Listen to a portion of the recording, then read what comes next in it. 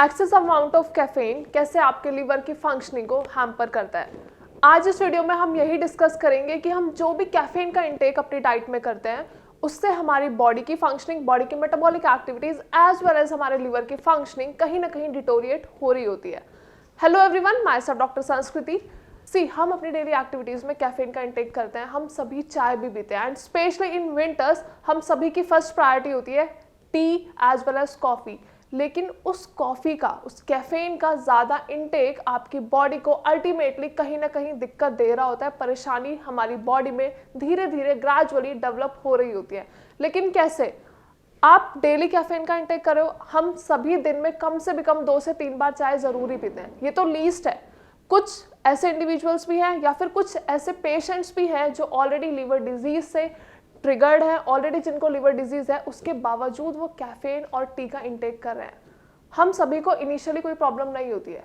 क्योंकि हमारी body symptoms हमें सही टाइम पे देती है, इनिशियल सिम्टम्स हमें देती है। लेकिन कुछ ऐसी कंडीशंस होती हैं जैसे कि लीवर डिजीज या फिर फैटी लीवर, जिनके सिम्टम्स हमें इनिशियली नहीं पता चलते हैं और हम सिम्टम्स को तब रिकॉग्नाइज करते हैं जब तक हमारी प्रॉब्लम बहुत ज़्यादा बढ़ चुकी होती है और हमारी छोटी सी liver disease, liver fibrosis as well as cirrhosis की कंडीशन में डेवलप हो रही होती है धीरे धीरे। लेकिन आज हम इस वीडियो में ये डिस्कस करेंगे कि अगर आप अपनी डाइट में एक्सेस अमाउंट ऑफ कैफीन लेते हो तो वो आपकी बॉडी को कैसे हैम्पर करती है, कैसे हमारे बॉडी ऑर्गन्स को, विसरास को ट्रिगर करती है। And it's specially not about liver, आपकी किडनीज पे, आपकी मेटाबॉलिक एक्टिविटीज पे, आपकी respiratory as well as digestive system पे, आपके हार्ट पे कैसे इम्पैक्ट डालता है, एज वेल एज आपके ब्रेन पे भी। ऐसा नहीं है कि आपकी कॉफ़ी, जो भी आप कैफीन का इंटेक करो, वो सिर्फ आपके ऑर्गन्स को रेस्पिरेशन के रिगार्डिंग या फिर डाइजेस्टिव सिस्टम के रिगार्डिंग ही हैम्पर करेगी। लेकिन कॉफ़ी हमारे माइंड को confusion as well as confusion की स्टेट में भी डाल सकती है।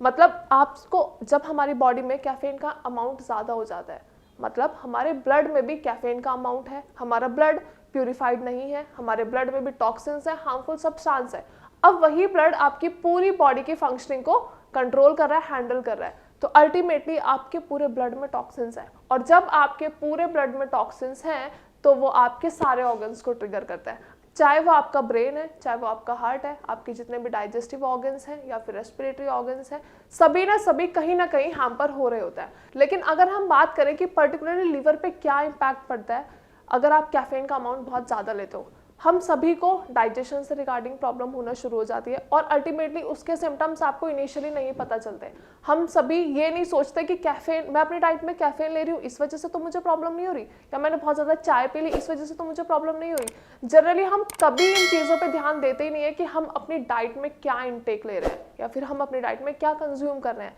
इसीलिए इस वीडियो में पर्टिकुलरली मुझे यही बताना है कि अगर आप अपनी डाइट में एक्स्ट्रा या फिर extended amount of caffeine as well as tea ले रहे हो तो आपकी बॉडी में बहुत सारे इम्पैक्ट पड़ते हैं, जैसे कि आपको कॉन्स्टिपेशन की प्रॉब्लम हो सकती है, वॉमिटिंग, रेस्टलेसनेस, नोजिया, आपकी हार्ट रेट भी बढ़ सकती है, आपका हार्ट बहुत ज़्यादा पंप करना शुरू कर देता है, दैट इज ब्लड प्रेशर बढ़ना शुरू हो जाता है, आपका ब्रेन ढंग से फंक्शन नहीं करता, आप कन्फ्यूजन कॉन्फ्यूजन की स्टेट में चले जाते हो। मतलब जैसे आप किसी से बात कर रहे हो, आपसे कोई डीप कॉन्वर्सेशन में है लेकिन आपका ध्यान ही नहीं है, और अगर आपका ध्यान है भी तो आपको वो बातें समझ में आती ही नहीं है। क्यों? क्योंकि आपका ब्रेन अच्छे से रिस्पॉन्ड ही नहीं कर पाता and it is all because of caffeine, क्योंकि आपकी बॉडी में कैफीन का अमाउंट बहुत ज़्यादा है और उस कैफीन के अमाउंट की वजह से आपके बॉडी का कोई भी ऑर्गन ढंग से काम नहीं कर पा रहा है, तो आपको रेस्टलेसनेस भी फील होती है, आपकी बॉडी वीक पड़ती रहती है, आपको नहीं पता चलता एट टाइम्स की प्रॉब्लम किस वजह से हो रही है।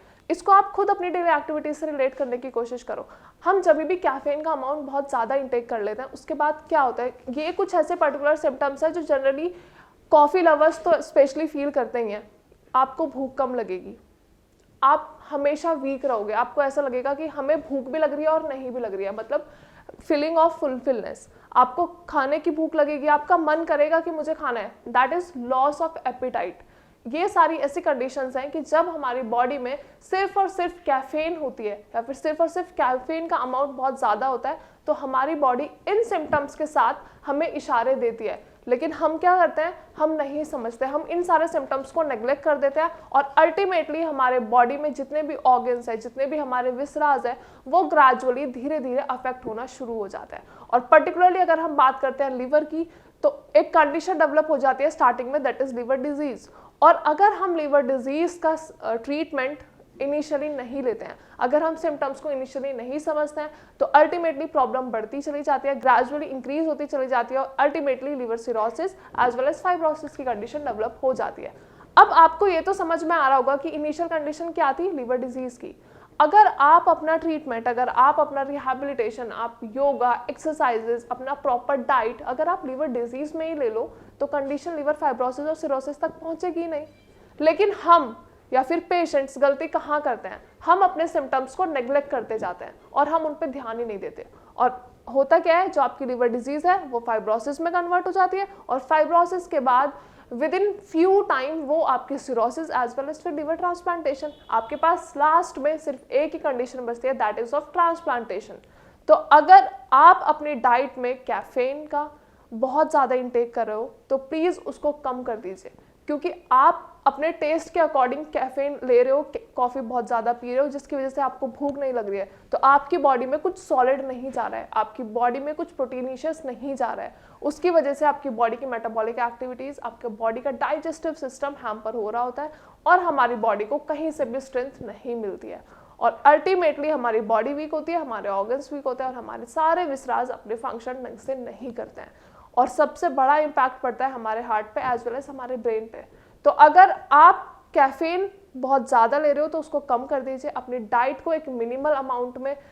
सेट कर लीजिए कि हमें दिन में इतना खाना खाना है, इतना प्रोटीन लेना है, इतने विटामिन कार्ब्स इतने लेने ही लेने हैं। क्योंकि अगर आप बहुत ज़्यादा फैटी अमाउंट में डाइट लेते हो तो आपको फैटी लीवर की कंडीशन डेवलप हो सकती है। तो आपको ये ध्यान रखना पड़ेगा कि आप अपनी डाइट में किस चीज़ का इंटेक कर रहे हो, क्योंकि हम जनरली बाहर का खाना खाते हैं, हम जनरली प्रिजर्वेटिव्स खाते हैं, एडिशनल्स खाते हैं, उसमें बहुत ज़्यादा फैट होता है और जब हमारी बॉडी में एक्स्ट्रा फैट चला जाता है तो कंडीशन डेवलप होती है फैटी लीवर की। सेम विद कैफीन, जब आपकी बॉडी में बहुत ज़्यादा कैफीन चला जाता है उसके बाद आपका लीवर धीरे धीरे अपनी फंक्शनिंग कम करना शुरू कर देता है और अल्टीमेटली प्रॉब्लम बढ़ती चली जाती है। तो अगर आपको इनिशियली कोई भी सिम्टम है जो एबनॉर्मल है, जैसे कि आपको एब्डोमिनल पेन हो रहा है, आपको नर्वसनेस हो रही है, रेस्टलेसनेस हो रही है, इंसोम्निया हो रहा है या फिर आपको बहुत ज़्यादा वॉमिटिंग सॉर्ट ऑफ थिंग्स हो रही है या फिर फीलिंग ऑफ फुलफिलनेस, मतलब आप खाना नहीं भी खाते उसके बावजूद आपको पूरे दिन भूख ही नहीं लग रही है, अगर ये सारे सिम्टम्स हैं तो you do need to consult a doctor या फिर आप हमें डायरेक्टली श्राज में कांटेक्ट कर सकते हैं। हमारे डॉक्टर्स आपको free of cost best consultation provide करेंगे